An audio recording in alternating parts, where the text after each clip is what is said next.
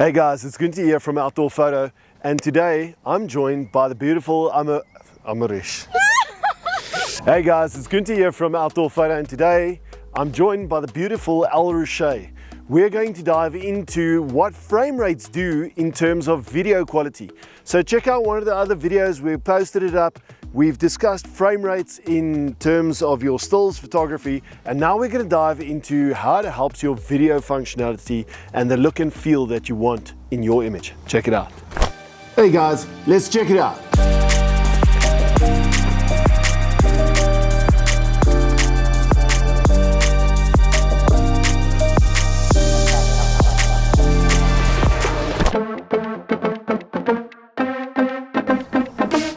Right in front of us, we've got pretty much all Marika's cameras out of rentals, so she loves us. Thanks, Marika.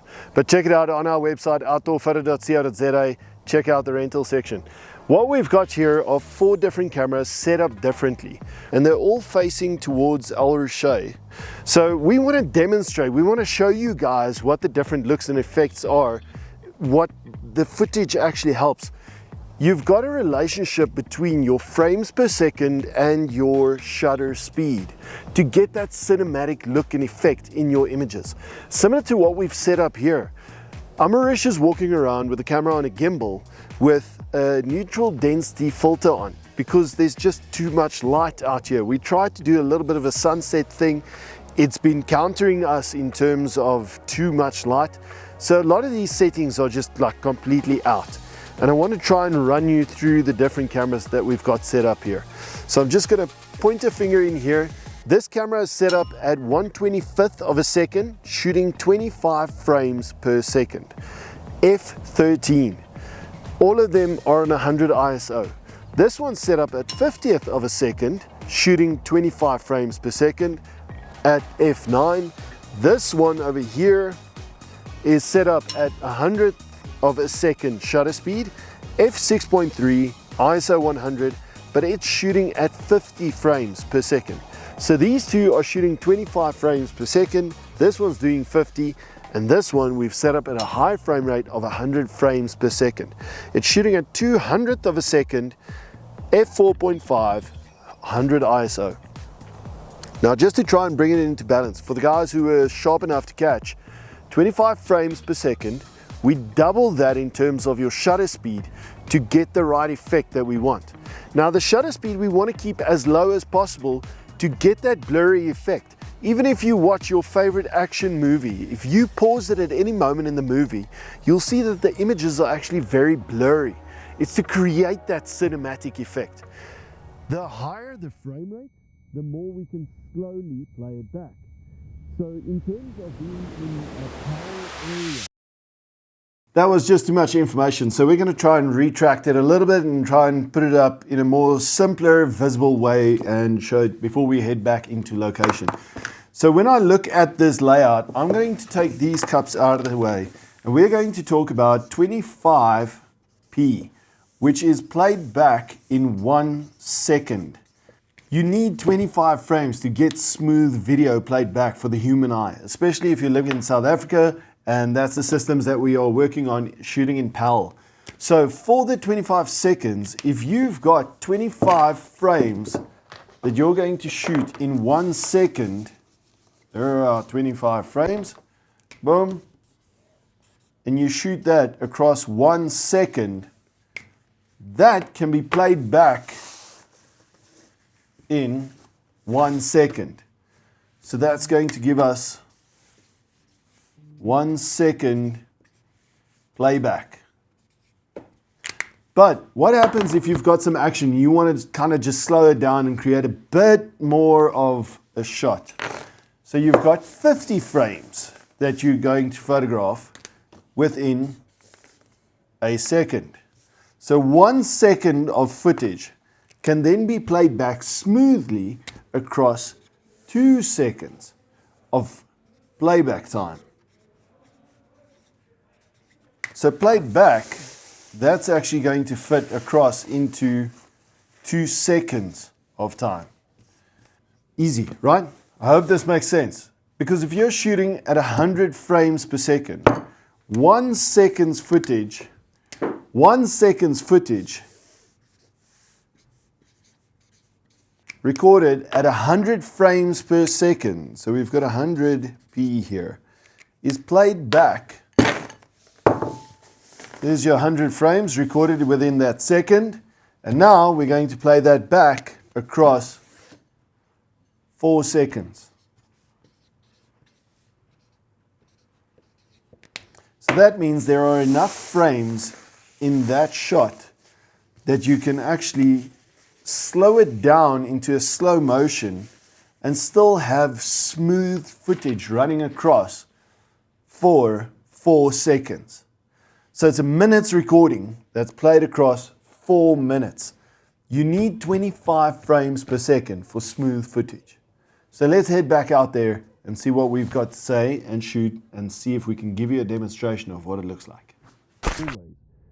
Because it affects your shutter speed and you start losing that cinematic effect. I've been talking a lot. Let's do a demonstration and get Al Rouche in here. Okay, so I'm going to start rolling these. We're going to get the same motion but on 4 different cameras. And the one camera specifically I'm actually going to continue changing for the effects. Obviously, to block out light, we had to close down the apertures on some of these cameras because our shutter speed needs to be very slow for that cinematic effect and look and feel. So we're going to call action and she's going to jump in and let's see this happen. Action.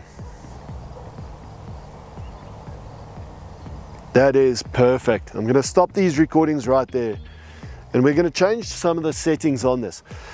Now, specifically what we're trying to demonstrate is the movement and what happens.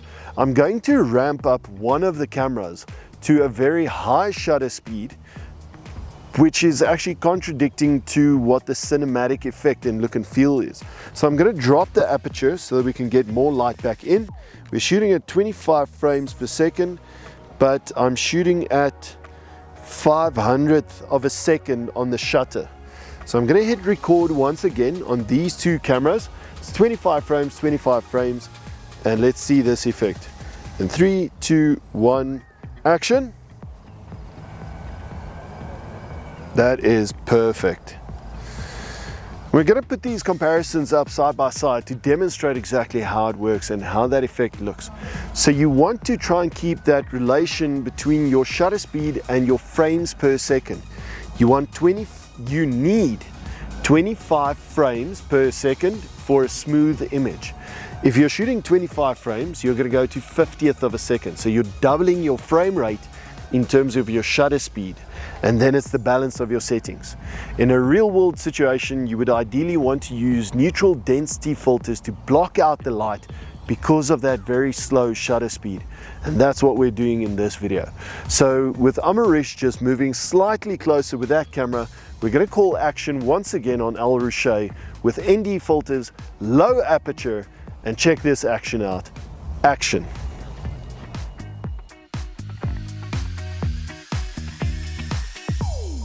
So, join us back at studio. We're going to dive into the technical details of what just happened and kind of try and summarize it to make it make sense, if it makes sense.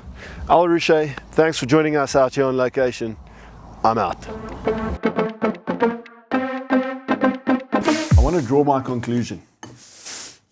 And I want to get to the relationship that shutter speed and frames per second has with one another when it comes to video.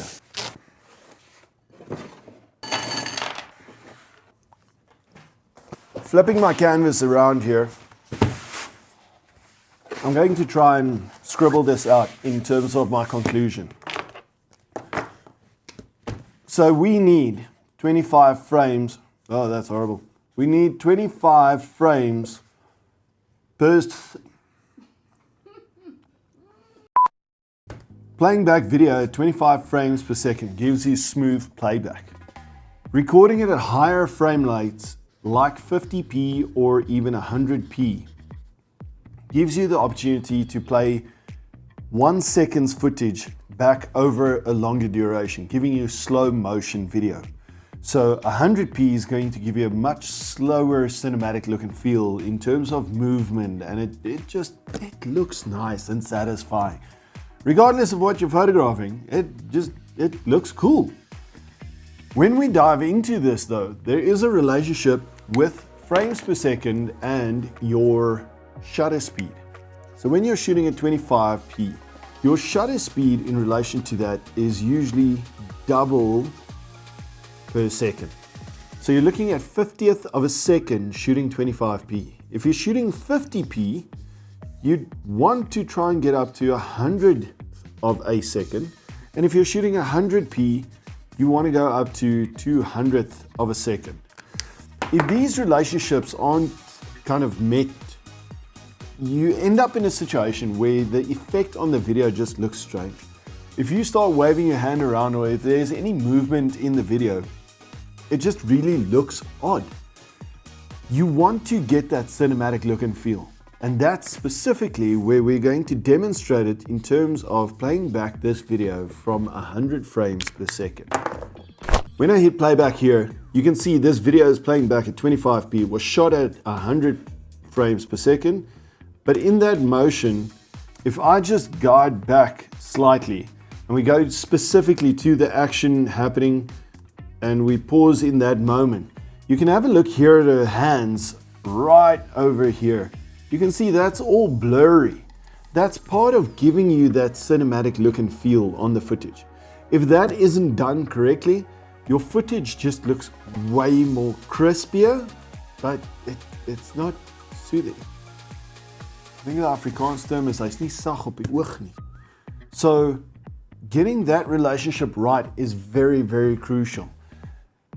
Here are the big issues that you're going to run into. If you're shooting out in broad daylight at 100 frames per second and you are shooting 200th of a second to keep that relationship intact, what's your aperture at? Well, obviously suckers for very shallow depth of field, so we want to go and shoot at the widest aperture that that specific lens offers. In that triangle, what's your ISO going to be running at? The minimum it can go to, depending on what camera brand you're using, is at about 100 ISO. And that's not even going to be your base ISO. So if you're running at a base ISO, it's most likely going to be higher. Your big problem here is this is going to be overexposed. And that is exactly why you need to speak to the go-to guys at Outdoorphoto and get into contact with them about neutral density filters, be it Nisi, be it the Benro Pro series, be it whatever. Neutral density filters are like sunglasses for your lenses. That's going to block out enough light so that you can get to these settings, or even in a worse condition. I mean, if you drop down to 100th of a second or 50th of a second, if you're shooting general footage, you'll be shooting at 25p at 50th of a second. And that is a lot of light that's going to come onto your shots and frames. Once again, this whole situation comes back to where are you going to use which one of these settings. If you are photographing fast moving action and you want to play it back smoothly and slow motion and you want it to look good, 100 frames is going to be your answer. If you want something that's just kind of like safe in between, you're looking at 50p. And if you're just looking at shooting straight up shots, you're not doing anything special with the footage or playing it slow, it's documentary, it's somebody that's busy in a speech or whatever, that 25p is your solution. So it comes back to planning. You need to go and sit down and strategize about what the effect is and where you need it to happen in the video. Yes, you can play 100 frames per second back at 100 frames per second. You can make it look like a 1 second video clip after you've shot a 1 second video clip. But it's kind of overkill. It takes up a lot of space and you don't necessarily need it. And that's where it's just easier plotting out exactly what you need. In a simple example, what we've done in our studio setup and how we run out and gun and shoot in the different environments, we typically set the cameras up this as C1, your custom one function for video is all the general stuff where somebody's talking or there's interaction with people, it's 25 frames per second. As soon as we want to slow anything down just a little bit, we go to 50p. We're still slightly safe in terms of playing it back and it's still looking all right if you're just doing normal interaction, conversation, anything like that. But as soon as we cut across to B-roll footage and we want it to play back smoothly, softly, we're going to head across to the 100p. And that's the magic of it. Shooting handheld, you do get away with a lot when you're shooting this out of hand. Slowing it down makes that little bit of movement that you get in the camera shake. It kind of makes it look okay. It's not ideal. It's not going to make all your problems disappear, but it does make it a lot easier to get away with, let's call it an image stabilization murder. If you need a gimbal, if you need to shoot faster, or you need to shoot at real speeds, that is on a gimbal, stabilized, or on a tripod. So, once again guys, depending on what you're photographing, depending on what you're videoing in this specific situation, you'll be shooting at different frame rates. And that's where frame rates come into play. I hope this has made sense. Hit us up in the section below. Tell us what you think about the slow motion versus playing it back in real pace, and what your go-to tools are for shooting video in these conditions. Look forward to hearing from you. For now, I'm out. Lekker. Cheers.